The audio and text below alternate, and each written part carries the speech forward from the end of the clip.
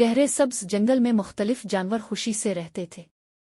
وہاں ایک شرارتی مگر معصوم بندر ایموگو، ایک نرم دل ہاتھی اوبلو، ایک مہربان ہرنی اونیلو اور ایک چالاک لومڑی روزی رہتے تھے۔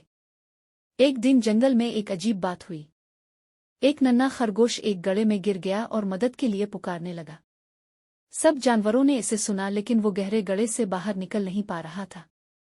موگو نے درختوں کی شاخیں اکٹھی کی، بلو نے اپنی سونڈ سے مدد کرنے کی کوشش کی، نیلو نے سب کو حوصلہ دیا اور روزی نے ایک زبردست ترکیب سوچی۔ سب نے مل کر ایک مضبوط رسی بنائی اور آخرکار خرگوش کو بچا لیا گیا۔